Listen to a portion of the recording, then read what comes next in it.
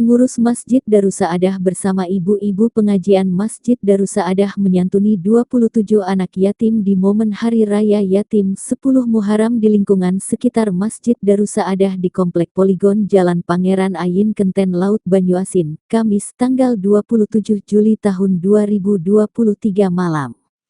Panitia Masjid Darussaadah Marsin didampingi Arfani, mengatakan, santunan tersebut merupakan sumbangan dari warga melalui celengan yang sudah disiapkan, serta sumbangan dari ibu-ibu pengajian Masjid Darussaadah, yang memang disiapkan dan dibagikan setiap momen 10 Muharram atau Hari Raya Yatim.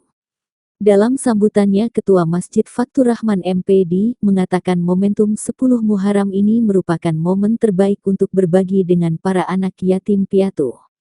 Adapun hikmah dari mengusap kepala anak yatim atau memberikan santunan, peduli, dan mengembalikannya juga dapat mengubah hati yang keras menjadi lembut serta mengabulkan doa. Hari ini merupakan hari raya mereka. Jadi kami bersama pengurus masjid dan ibu-ibu pengajian berusaha ikut berbagi kebahagiaan dengan mereka.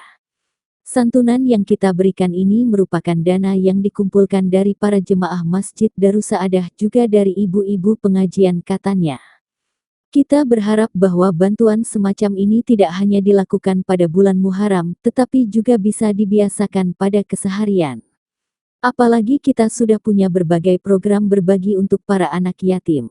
Program berbagi di momen Hari Anak Yatim pada 10 Muharram ini merupakan kegiatan rutin tahunan pengurus Masjid Darussaadah yang biasanya dilakukan bagi warga lingkungan komplek dan sekitar Masjid Darussaadah.